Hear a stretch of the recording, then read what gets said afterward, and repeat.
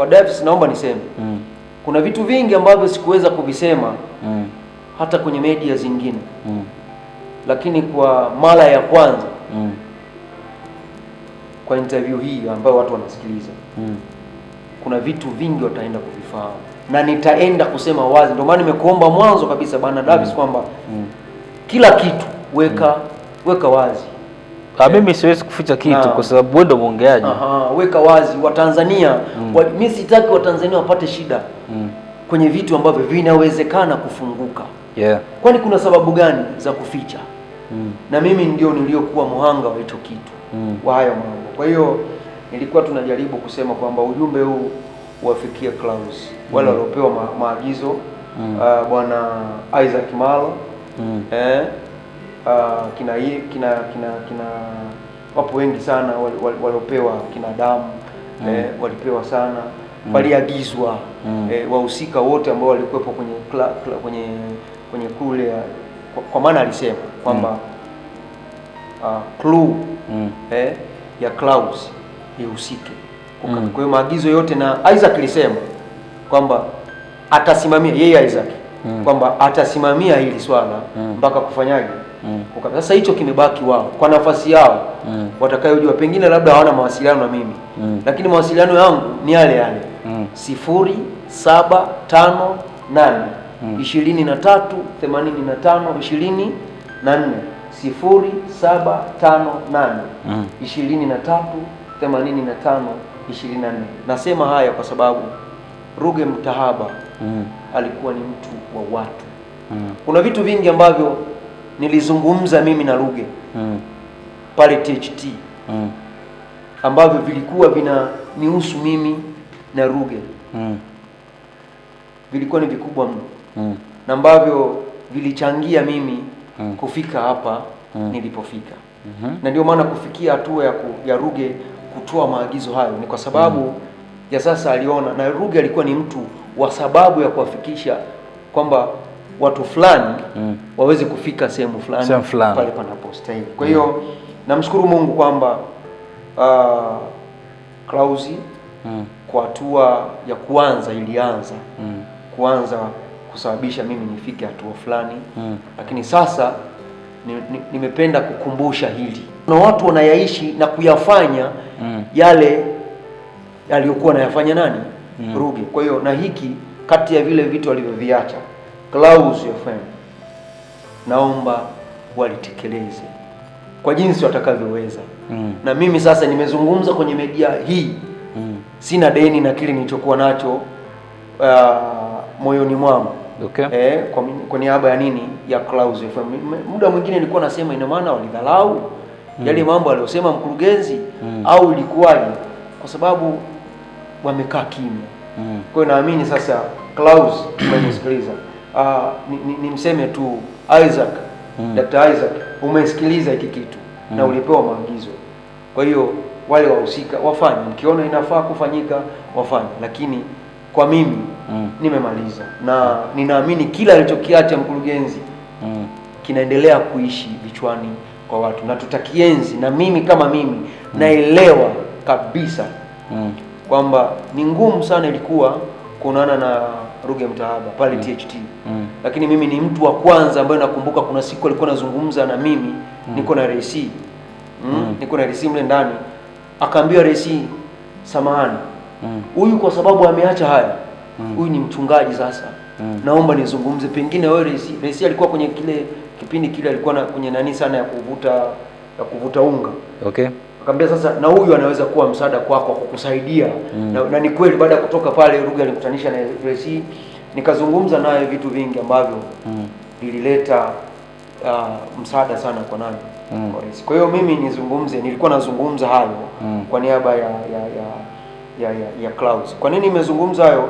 Nilikuwa nazungumzia kwenye yale mambo yale niliyofanya pale jinsi gani nilivyokamatwa na polisi kwamba jinsi gani ambavyo nilivyokuwa naweza kufanya alafu kwa makusudi kwamba naweza nikafanyaje nikachomoka. Sasa nitoke huko kwenye Clouds naamini ujumbe umefanyaje umefika kwamba deni liko pale pale nafikiri labda mambo ni mengi Inawezekana kwa bahati mbaya walipitiwa.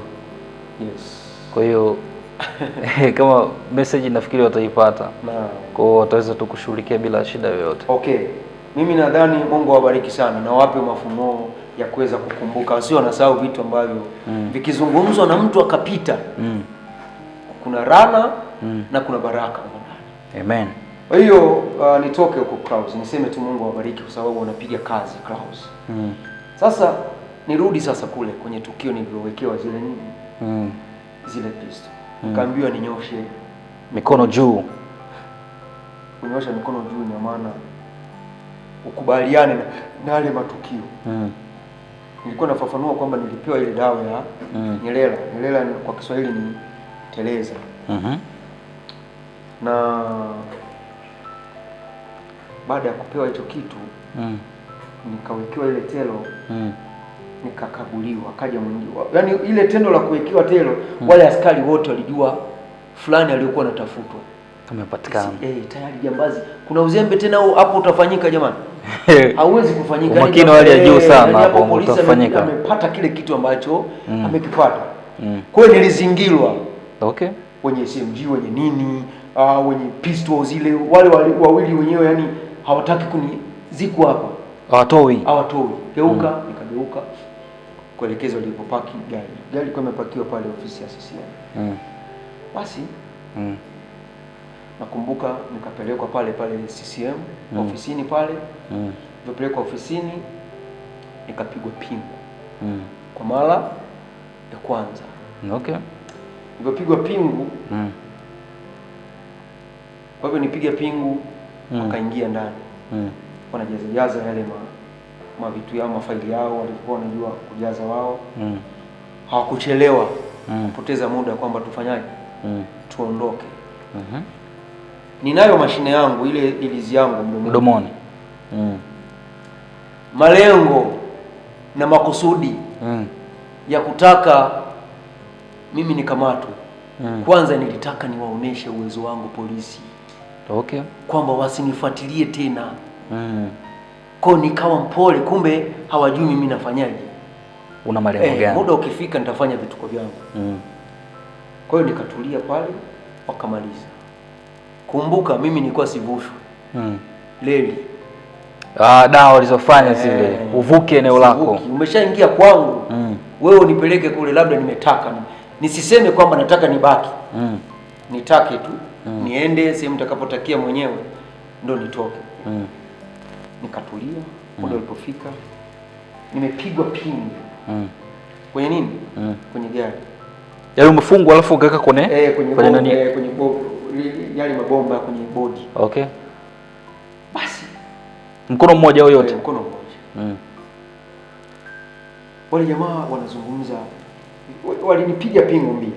Hapo kwenye zile pingu ikapitishwa moja, ndio ikaenda kupigwa kwenye nini? Kwenye bomba. Okay. Kwa hiyo nilikuwa niko hivi kwenye bomba. Basi nimetulia, wakaja wakaingia. Wanasema ukifurukuta tunakupasua kichwa. Kimoyo wanasema wale jamaa bwana. Yaani wakijua hata wanaongea naye moyoni. Ngoja tu niwaoneshe. Nimeshapanga pa kuteremkia. Yaani akilini hadi sehemu ambayo nataka nikateremkie. Nimeshaipanga. Basi tumeenda kageuza gari. Ilikuwa mida kama saa 5 sasa tunatoka pale. Asubuhi. Kageuza gari ikatoka pale. Wanakupeleka wapi? Kigoma mjini Central. Kigoma mjini. Polisi. Wale wenzangu wenyewe hawaonekani, wameshaondoka. Umeona? Walikimbia. Wanaingia tu barabarani wale, ile gari kutoka pale ofisini. Nikaongea maneno yangu. Nyelela. Unaongea wanasikia ukimoyomoyo. Kimoyomoyo tu nyelela. Hivyo. Nyelela. Basi. Nisema hivyo nyelela. Sasa hapo sasa niko kamili. Nikanuia pale, sitaki mtu anione. Wao tayari speed. Sasa pale kwenye reli, ukifika kwenye reli, palikuwa pamefanyaje? Pamechimbika. Kwa hiyo gari inafanyaje? Inapunguza speed. Kwa hiyo inakaribia hadi kufanyaje? Kwa sababu kwanza ni kwenye reli. Kwa hiyo sheria kupita kwenye reli lazima kwanza dereva angalie huku na angalie huku, ili ndio afanyaje. Kwa vyovyote mwendo lazima uwe mdogo sana. Basi nilifika pale, nimemaliza kusema nyelela, pingu nikajivuta hivi, pingu zikachomoka, nikabaki nimeshika tu vile vile, haoni. Basi akapunguza nini? Mwendo. Punguza mwendo na wamenikamata. Watu wananiona kazura mimba.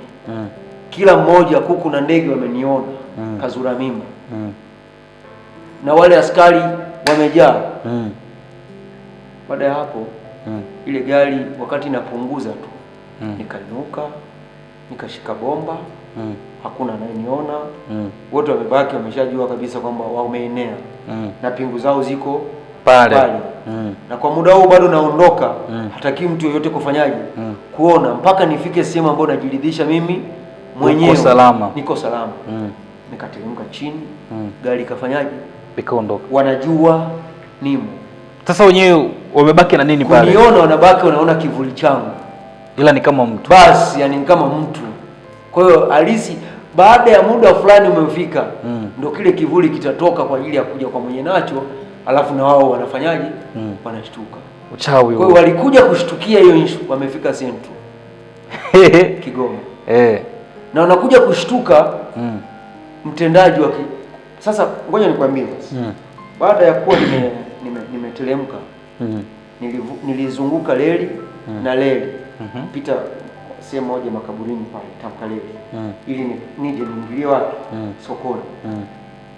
Kwa hiyo wao wanatembea namna mimi nikatembea reli na reli, nikaibukia pale Glia, kuna jengo moja la vijana pale, nikatokea sokoni. Watu walitaka kukimbia. Ulivyorudi tena pale? Nilirudi kazuni. Maana mimi nilikuwa sio eti nikitoke nenda kwanza kujificha.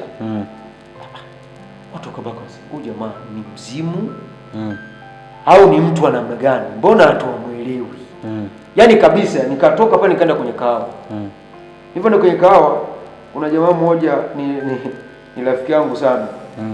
Sasa akaniuliza, bwana Musa, wewe si umekamatwa? Kawaida anaongea taratibu. Wewe si umepandishwa gari? Umekuaje? Mimi nikamwambia, jamani, sio mimi niliyofanya. Sasa si hata polisi wanaona.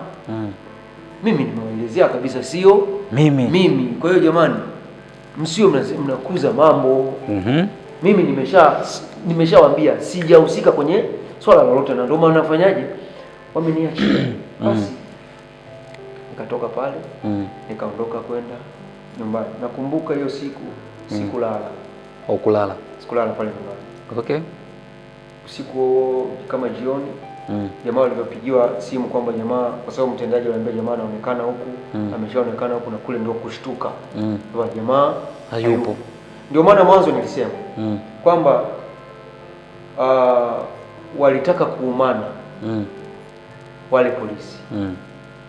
Lakini ndio maana nilisema kwamba kuna vitu ambavyo wanaweza kulaumiwa polisi. Unaweza ukaona mtazamaji, unanitazama, lakini pia hata polisi pia wanaweza kuona kwamba kuna vitu wanavyolaumiwa polisi ambavyo hawastahili kufanyaje, kulaumiwa. Kama tukio ambalo nililoacha wao polisi wameshajiridhisha, wameshanikamata.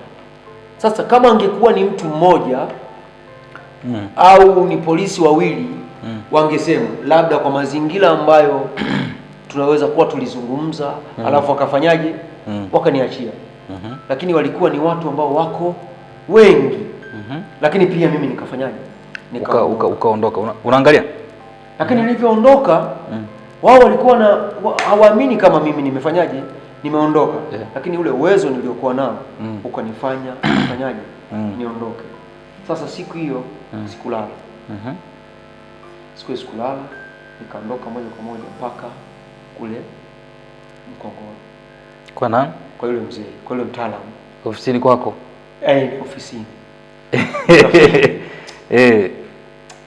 Ulipofika? Nilipofika nikamwambia mzee, kuna 1 2 3, 1 2 3. Akasema ndo hivyo. Nikasema na. Mzee yupo? Yule mzee yupo mpaka leo? Yupo. Amestaafu? anapiga mambo. Yule anakaa na story sana ule. Mbona kazi nje tupige naye story yule. Ya, ni kweli, lakini kujiweka wazi hivi. Unajua kuna hadi watu waganga kienyeji wanakuwa sasa, msa unatuweka wazi, tutakamatwa, tutafanya nini?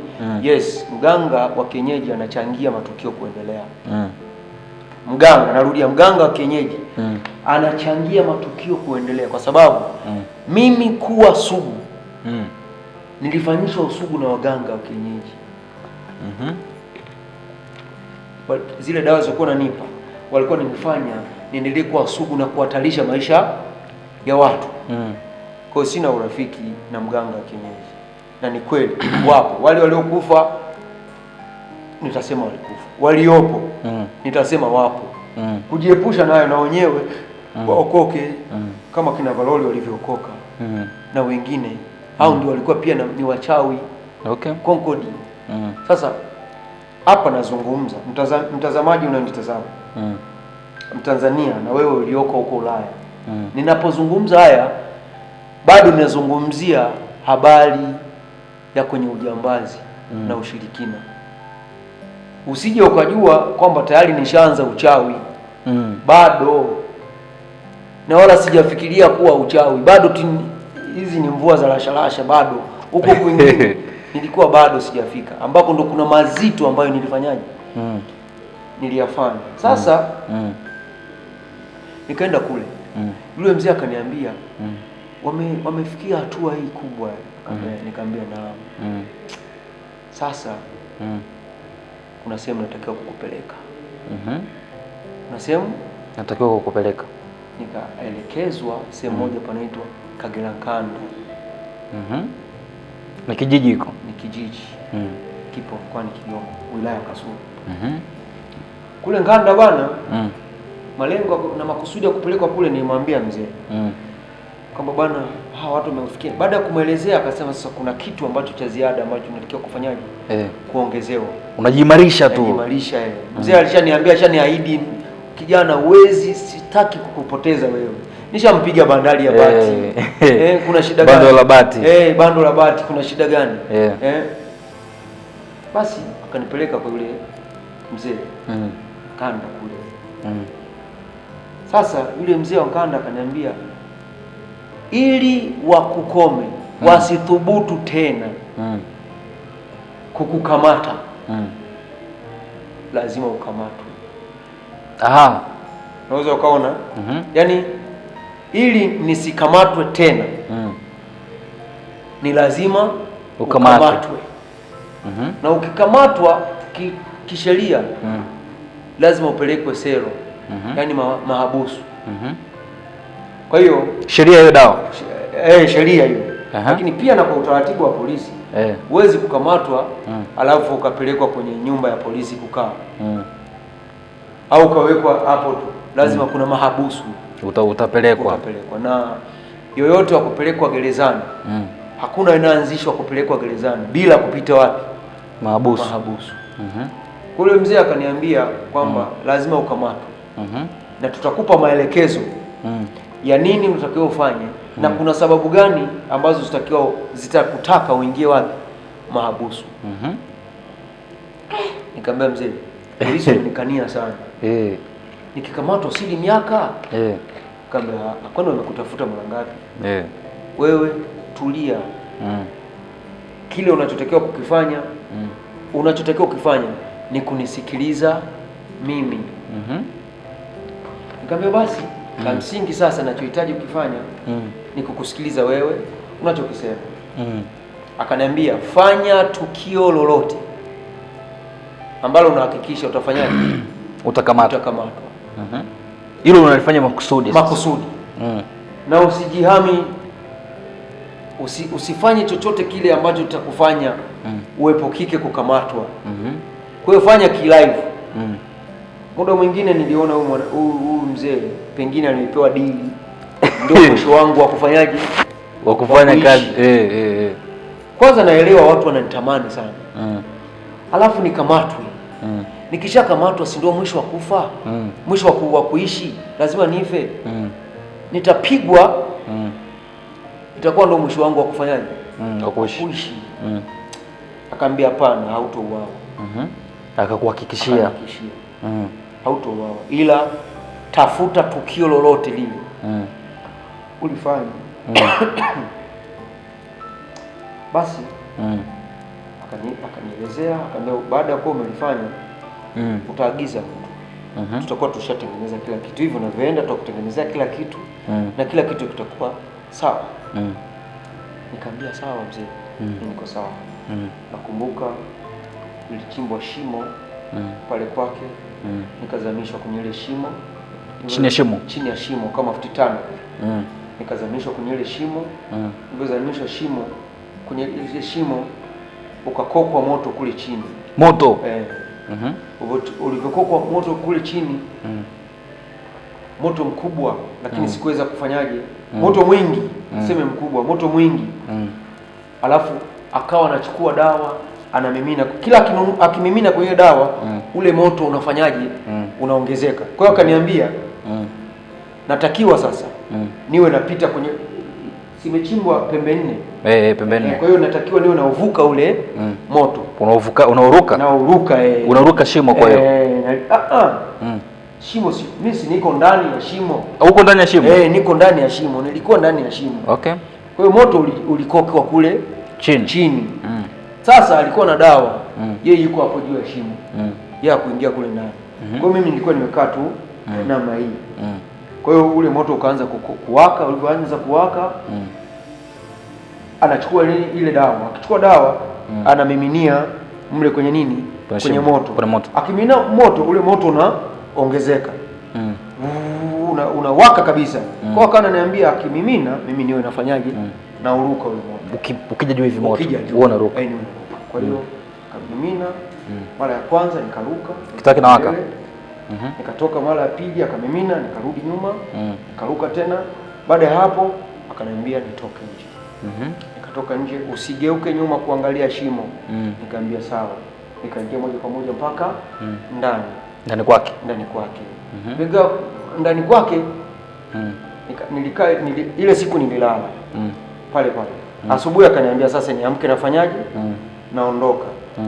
Nimeambiwa nifanye tukio lolote kamatwe. Naomba niseme kwa Yesu kuna raha.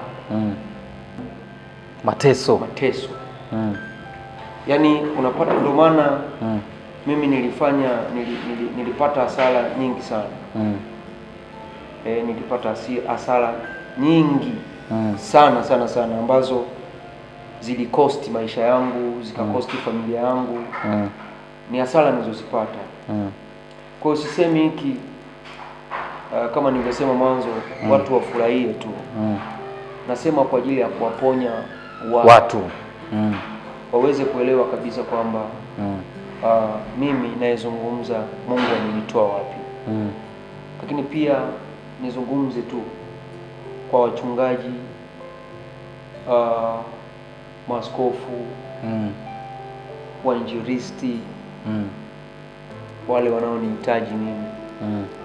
Niseme tu kwamba sinaga masharti kama watu wengine wanavyoweza kuwa, labda kwamba hadi umwite umpe malaki manini mahela. Sivyo nilivyo. Mungu ameniokoa bure. Alikonitoa mimi Mungu, waga nasema sijui nimlipe nini. Hiki ninachozungumza naona Mungu ndio namlipa. Sasa kuna watu wanapokea uponyaji hata kwa njia hii ya ushuhuda. Wanapokea ushuhuda. Wewe sikiliza tu, hata wewe kama unaumwa, sikiliza tu ushuhuda. Kuna watu wananipigia simu, wananipigia simu, tumepokea uponyaji. Na naomba niseme hiki kwamba kwa wachungaji, maaskofu, wainjilisti, wowote wanaohitaji huduma yangu, mimi sina masharti ya aina yoyote. Watanipata kwa kazi rahisi sana. Nipigie popote pale, nitakuja. Kuna watu wanachagua sehemu za huduma kwamba mimi nitaenda mjini tu. Mimi siko hivyo. Ndugu yangu, ninaenda maporini kwa sababu kule kuna watu. Ninaenda vijijini kule kwa mazingira ya aina yoyote, kwa usafiri wa aina yoyote, mimi naenda na ninafanya kile ambacho Mungu ameniokoa ili nikifanye. Kwa hiyo wewe kama ni mchungaji, namba yangu ya simu ndio kama hiyo ambayo inapita hapo kwenye skrini. Lakini pia naomba nikutajie namba yangu ya simu kama unahitaji huduma yangu, niweze kufika kanisani kwako popote pale ulipo. Mimi nitafika. Malengo, wapo watu wapo kanisani. Unajua kuna wachawi wapo kanisani. Wanasali kabisa. Kuna majambazi wapo kanisani. Kuna watu wana matukio mengi sana wapo kanisani. Wanajificha kanisani. Wapo msikitini. Wanajifichia humo. Lakini wapo. Lakini naomba niseme kwamba mimi Mungu kaniokoa kwa sababu ya kuwafichua hao watu ambao wamejificha kwa kivuli cha nani? Cha makanisa. Kwa hiyo wewe unaweza ukaniita popote pale. Namba yangu ndio hiyo hiyo ambayo ni 0758 23 85 24. 0758 23 85 24. Nipigie muda wote, nitapokea, tutaongea. Kama una shida na maombi, una shida na chochote kile, nipigie. Namshukuru Mungu kwa sababu yeye yupo kwa ajili ya kukuhudumia, na mimi ameniokoa mimi kwa kupitia mimi ili kusudi na wewe uweze kupokea hizo huduma. Kwa hiyo iwe ni kijijini, iwe ni tarafani, iwe ni wilayani, mkoani, nchi yoyote ile, mimi ninaenda kwa ajili ya kumtangaza huyu Yesu aliyoniokoa na kunitendea haya. Kwa hiyo sasa nilikuwa nasema kwenye wale ambao wananihitaji. Sasa nirudi tu pale niendelee. Kwa mzee hapo. Kwa mzee nilisema nimeambiwa nifanye tukio lolote. Kwa hiyo nikarudi mpaka Kazura Mimba. Nilirudi mpaka Kazura Mimba. Jirani ya baba kulikuwa na mwalimu anakaa pale. Mwalimu wa kike. Ndio mwalimu wa kike alikuwa amepanga.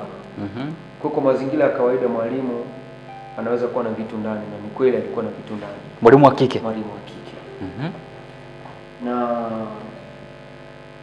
nikaona sasa kuna muda umefika kuharibu pale. Jirani kabisa. Jirani. Basi siku ilipofika nikawapanga jamaa zangu. Nakumbuka nilimchukua Biinda, nilimchukua Athumani, nilimchukua Athumani, nikamchukua na Lau. Mimi tukawa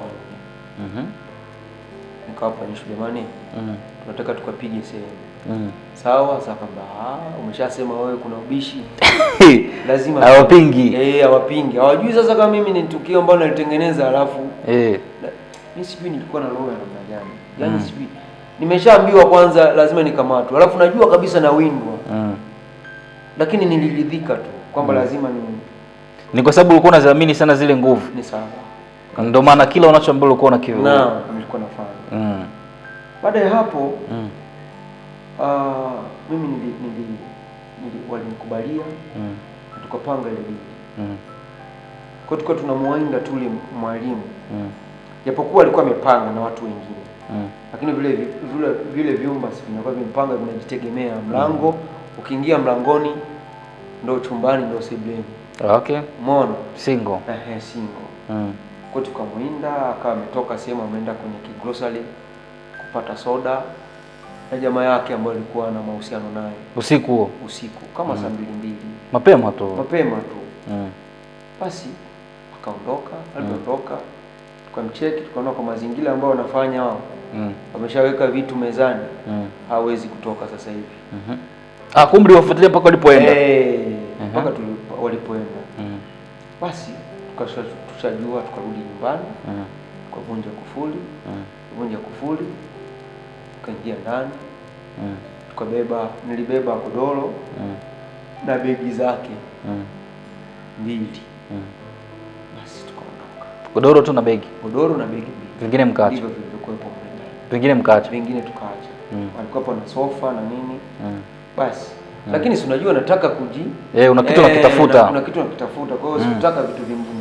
Alafu naelewa mtu ambaye ana mahusiano naye. Namuelewa. Kwa hiyo baada ya kupiga ule usiku, anarudi nyumbani anakuta pamesafishwa. Asubuhi mtu wa kwanza ambaye namtembezea vitu nikamfuata yule ambaye ana mahusiano na yule mwalimu ambaye jana alikuwa naye. Okay. Ambao alivyotoka kule wanarudi nyumbani wakakuta vitu vimefanyaje? Vimeibiwa. Na vitu namtembezea kwenda na bwana, mimi kuna mzigo fulani nauza. Nikawa namwambia vile. Kwa hiyo kwanza kuelewa kama naelewa na mahusiano naye. Kwa hiyo akajua kabisa kwamba ninachokizungumza nimejichanganya tu, ila kwa hiyo kitu si ajui kama natengeneza mimi nikamatwa.